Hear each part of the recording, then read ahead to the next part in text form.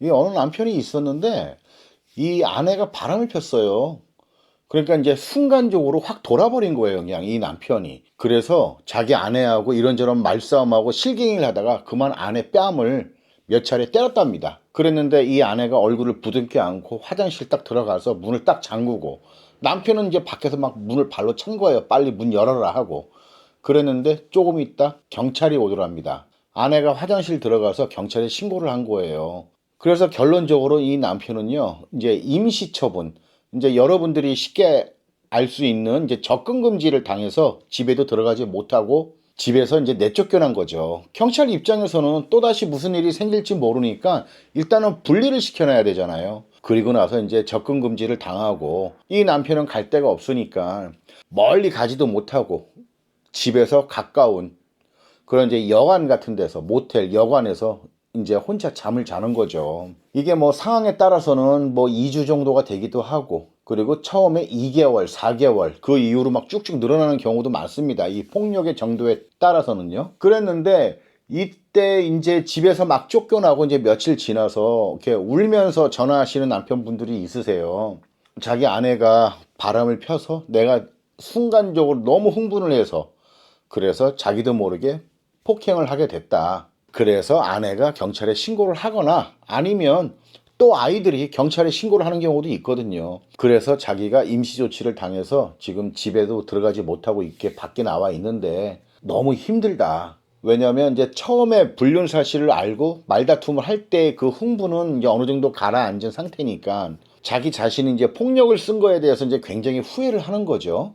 후회를 하면서도 또 한편으로는 내가 이렇게 밖에 나와 있으니까 혹시 아내가 그 상간남을 계속 또 만나는 건 아닌가.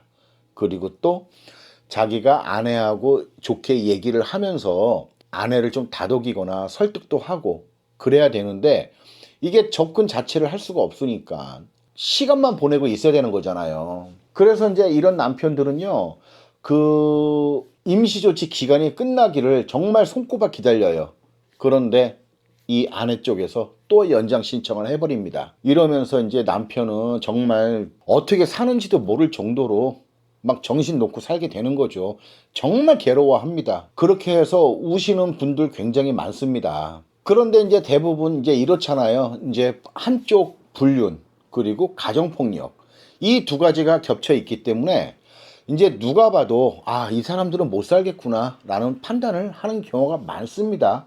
그리고 이제 이러한 경우 불륜을 한 아내 입장에서는요, 지금의 이 상황이 남편처럼 굉장히 괴롭고 힘들지 않는 경우가 많습니다.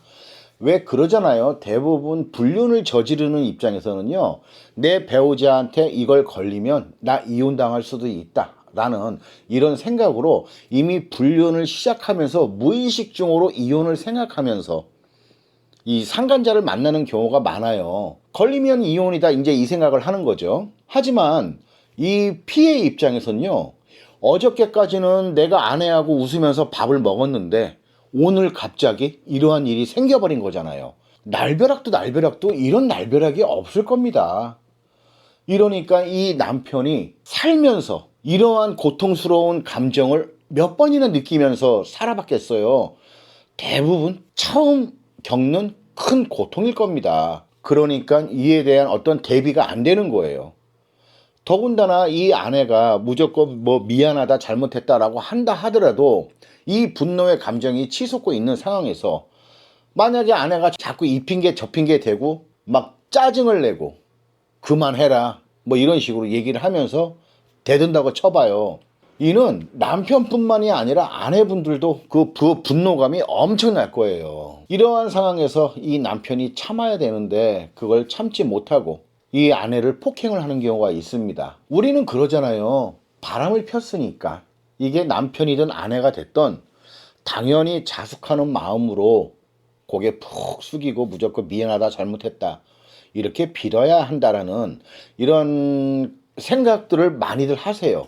하지만 현실은 꼭 그렇지 않습니다. 이미 상대방은 어쩌면요, 불륜을 저지를 때 자기가 그나마 조금이라도 양심이 있다면 항상 합리화를 시키면서 바람을 폈을 거예요. 내 아내, 내 남편은 너무나 착하고 좋은 사람인데 내가 이렇게 욕정의 눈이 어두워서 내가 이 사람하고 불륜 관계를 갖는다 이런 생각을 하지 않고 내 안에 내 남편은 이런 사람이다. 난 너무 힘들다. 불행하다. 그래서 내가 원래 이런 사람은 아닌데 너무 힘이 드니까 내가 상간자 너를 만나서 내가 이런 짓까지 하게 됐다. 이제 이러면서 이제 좀 자기 스스로의 합리화를 시키는 경우가 많아요.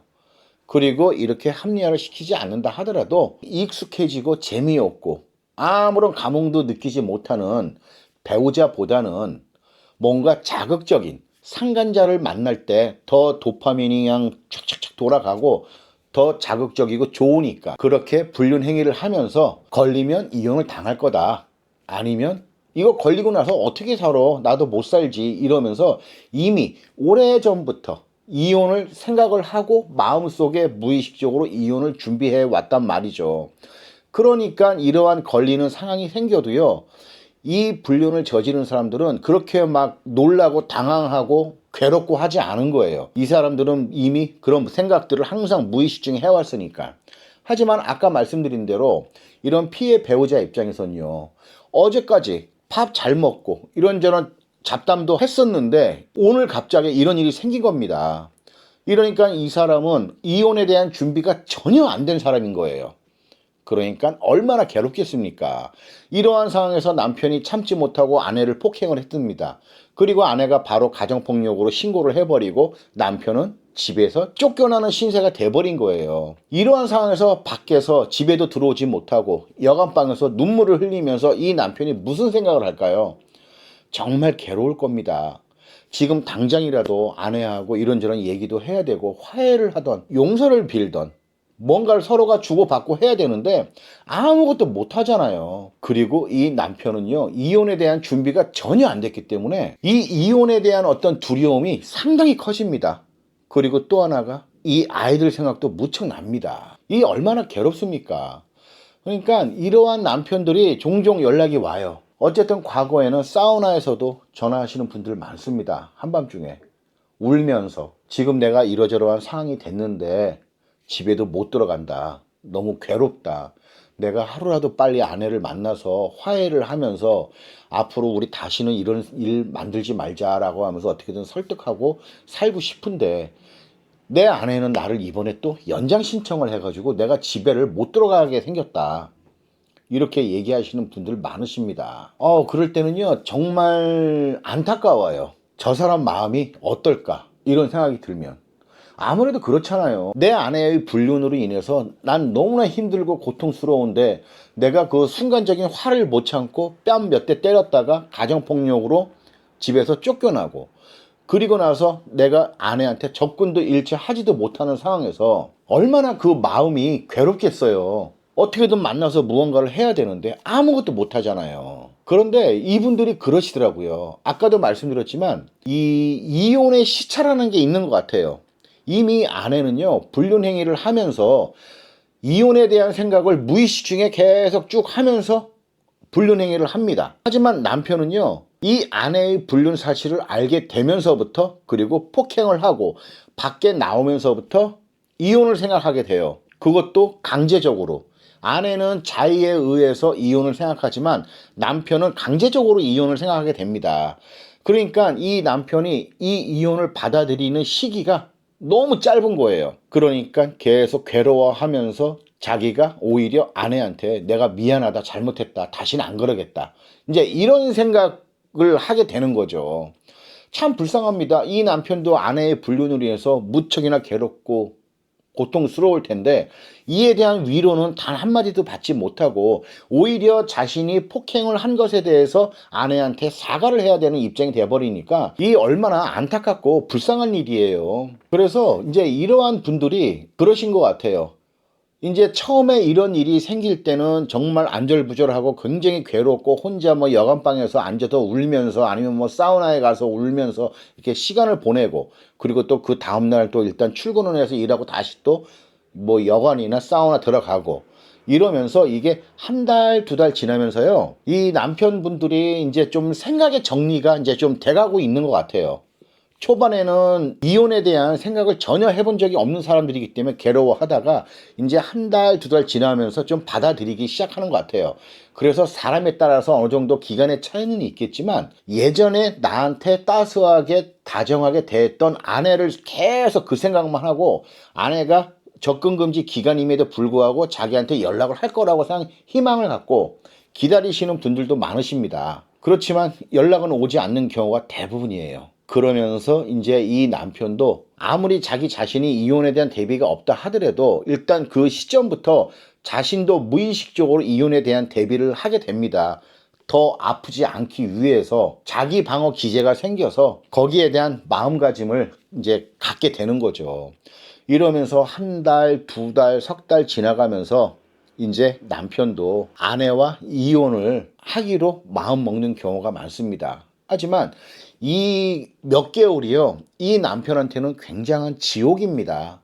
굉장한 지옥이고 아마 평생 이러한 감정을 느껴보면서 살아본 적도 없을 것이고 앞으로도 이보다 더한 고통은 없을 거예요. 그래서 이런 것들이 평생 트라우마로 자리 잡는 게 아닌가 싶습니다. 그렇기 때문에 이 불륜을 저지르는 아내분들이요, 거의 이건요 살인행위나 마찬가지입니다. 이런 경우로 인해서 생을 달리하시는 남편분들도 제가 몇 번 봤습니다. 그런데 이러한 것들을 너무 깊게 생각을 안 하고 그냥 쉽게 불륜 행위에 빠지는 것 같아요. 이렇게 어느 날 갑자기 이 배우자한테 자신의 불륜 행위를 걸린다는 것은요, 이미 자기 자신은 이러다가 이혼 당할 수도 있어 라는 마음의 각오를 하고 또 그리고 자기 자신이 자초한 일이기 때문에 어쩔 수 없다 치지만 이 상대방은 무슨 죄냐고요. 그러니까 절대로 해서는 안 될 행동이고요. 그리고 억울하지 않나요? 자신이 여지껏 힘들게 유지해온 가정을 한낱 성관계에 몰두해 있는 저런 상간남으로 인해서 자신이 여지껏 힘들게 이룩해왔던 모든 것들을 다 잃어버리게 되는 거잖아요. 그러니까 이러한 행위들 일체 좀 안 하셨으면 좋겠고요. 그리고 남편분들도요, 굉장히 힘들겠지만 아내한테 일체 폭행, 폭언 이런 거 하지 않으셔야 됩니다. 이를 참지 못하잖아요. 그러면 더 억울하고 더 힘든 일이 생겨날 수 있어요.